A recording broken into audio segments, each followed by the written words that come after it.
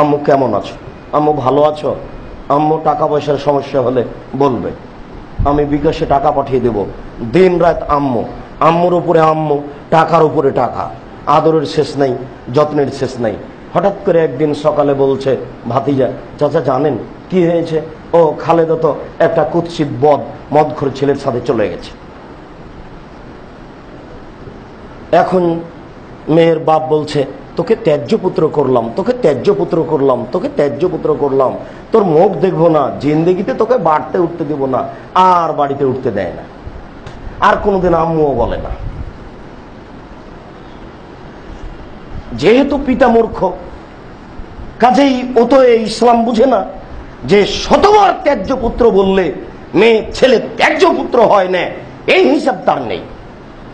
আরেকটা তার হিসাব নেই যে মেয়ে নিজে বিবাহ বসেছে, ও নিজে ব্যভিচারনি, 7 ছেলের মা হলো ও ব্যভিচারনি। এটা জাহেলিয়াতের যুগে ছিল, আজও আছে। এই কারণে রাসূল সাল্লাল্লাহু আলাইহি সাল্লাম কঠিন ভাবে এখানে হাত লাগিয়েছেন। আয়েশা রাদিয়াল্লাহু তাআলা আনহা বলেন, আল্লাহ রাসূল বলেছেন, আইমা ইমরাতিন নাকাহাত নাফসাহা বিগাইরি ইজনি ওয়ালিহা ফানিকাহুহা বাতিল, ফানিকাহুহা বাতিল, ফানিকাহুহা বাতিল। কোন মেয়ে যদি অভিভাবকের বাপের অনুমতি ছাড়া বিবাহ বসে, তাহলে সে বিবাহ বাতিল, সে বিবাহ বাতিল, সে বিবাহ বাতিল। আবু মুসা আশআরী রাদিয়াল্লাহু তাআলা আনহু বলেন, রাসূল সাল্লাল্লাহু আলাইহি সাল্লাম বলেছেন, লা তুজাবিজুল মারাতু আল মারাতা লা তুজাবিজুল মারাতু নাফসাহা ওয়া হিয়া জানিয়া। কোন মহিলার বিবাহ দিতে পারে না, কোন মহিলা নিজে নিজে বিবাহ বসতে পারে না। ফাইনাহা তুজাবিজু নাফসাহা ওয়া হিয়া জানিয়া। কেউ যদি নিজে নিজে বিবাহ বসে তাহলে ও ব্যভিচারনী, তাহলে ব্যভিচারনী, ও ব্যভিচারনী। কি করে খালা বলল, ফুফু বলল যে এই শোন খালেদা, তোর বাপ বিবাহ দিবে না, তুই চলে আয়, আমি তোর বিবাহ দিয়ে দিচ্ছি। তাই তো ফুফু বিবাহ দিয়ে দিয়েছে। ফুফু কখন কখন বেটা ছেলে হয়ে গেছে, ফুফু কখন কখন, খালা কখন কখন পুরুষ হয়ে গেছে। ধর্মের 5 পয়সা দাম নাই ফুফুর কাছে, খালার কাছে, বাপের উপর দিয়ে মাতাব্বরি দেখাচ্ছে। এই কথা তার জানা নাই। লা নিকাহা ইল্লা ওয়ালিন, বাপ ছাড়া বিবাহ হয় না। বাপ বেঁচে থাকাকালীন দাদার উকিল হওয়া হারাম, বাপ বেঁচে থাকাকালীন নানার উকিল হওয়া হারাম, বাপ বেঁচে থাকাকালীন জ্যাঠের উকিল হওয়া হারাম, বাপ বেঁচে থাকাকালীন পৃথিবীর কোন মানুষের 5 পয়সা দাম নাই। এটাই শরীয়ত। শরীয়ত এইভাবেই চলে। শরীয়ত এখানে কঠিন ভাবে জাহেলিয়াতকে ঠেকিয়েছে। জাহেলিয়াতের যুগে মেয়েরা এমনিতে বিবাহবস্ত, যার যেখানে ইচ্ছে সে সেখানে চলতো। এটার বাস্তব দেখলে আপনাকে দেখতে হবে ইহুদি খ্রিস্টান, তারাই জাহেলিয়াতকে গ্রহণ করেছিল আগেও, এখনো গ্রহণ করে আছে। সেই জাহেলিয়াত মুসলিম সমাজে ছড়িয়ে পড়েছে, ছড়িয়ে পড়বে, একথাই ঠিক। আপনি বিষয়টি ভাবুন। সম্মানিত মসজিদের মুসল্লি, বলছিলাম যে এখন মেয়ের পিতা এ কথা বলল, ও বুঝতে পারে না বিষয়টি কেন এমন। এখন আপনাকে আমি বলতে চাচ্ছি যে এই পিতা এত খেপে গেল কেন। কথা প্রসঙ্গে গত জুমার আগের জুমায় মেয়েটা এবং মেয়ের বড় ভাই আপনার এই মসজিদে 3 তলায় এসেছিল। অনেক ঘটনা তার একটা নকল করছি। মেয়েটা বলছে, আমি নিজে থেকে বের হয়ে বিবাহ বসেছি।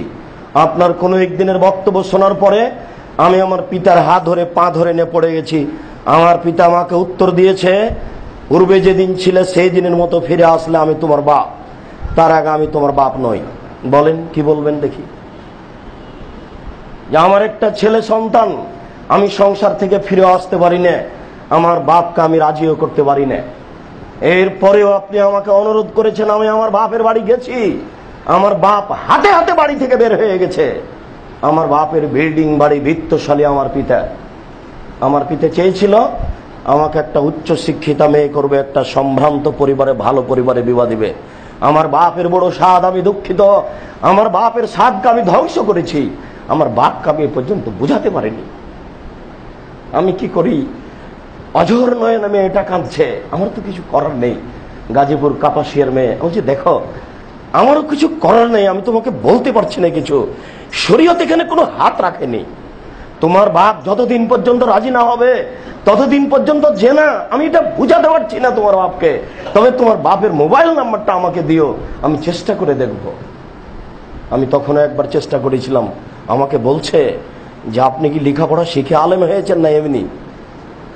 আমি বা তার কি জবাব দিই? আমি আপনাকে বলতে চাচ্ছি, পিতা খেপে গেল কেন?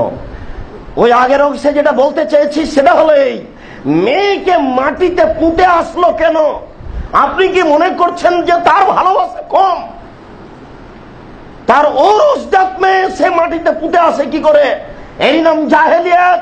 পরিস্থিতি এত জটিল, ভালোবাসা টিকে না। মোহাম্মত ভালোবাসাকে উপেক্ষা করে চলে গেছে জাহেলিয়াত। আজকে জাহেলিয়াত এত জটিল হয়ে গেছে, মেয়ে অঝর নয়নে বাপের পা ধরে কাঁদে, বাপ রাজি হয় না। তার মানে জাহেলিয়াত ফিরে এসেছে। একে তো তার পিতা নিজেকে শিক্ষিত মনে করে না, দ্বিতীয় সে বুঝে না এই শরীয়ত, সে মেনে নেওয়া প্রয়োজন মনে করে না, সে মানবে না। সে বারবার বলছে তোমাকে পূর্বের মতো হয়ে ফিরে আসতে হবে, সেদিন আমি বাপ। কি করবেন? অথচ শরীয়তে এই নয়, মেয়ে বের হয়ে চলে গেছে, ক্ষমতা থাকলে 3 ঘন্টার মধ্যে মেয়ে ফিরিয়ে নিয়ে আসো। একটা কথার কথা বলছি, মানে দ্রুত ফিরিয়ে নিয়ে আসতে হবে, নইলে ও রিক্সা চালক হোক, ভ্যান চালক হোক, মেথর হোক, মুচি হোক, ও যদি মুসলমান হয় তাহলে আপনাকে গিয়ে বলতে হবে আমি তোমাদের বিবাহে রাজি।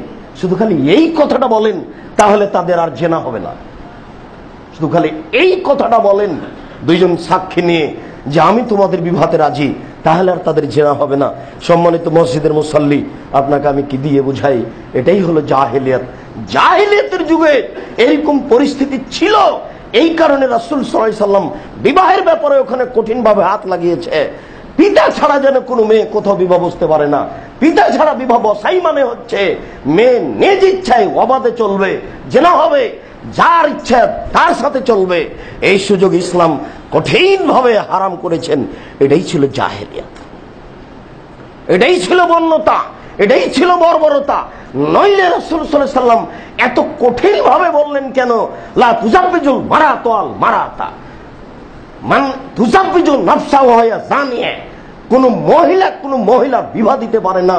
কোন মহিলা যদি নিজে নিজে বিবাহ বসে তাহলে সে ব্যভিচারিণী। এই কঠিন বাক্যটি আল্লাহ রাসূল কেন উচ্চারণ করলেন? জাহেলিয়াতকে ঠেকাতে, বন্যতা বর্বরতাকে ঠেকাতে। কত জাহেলিয়াত ছিল, সব জাহেলিয়াতকে ঠেকে ইসলাম এসেছে।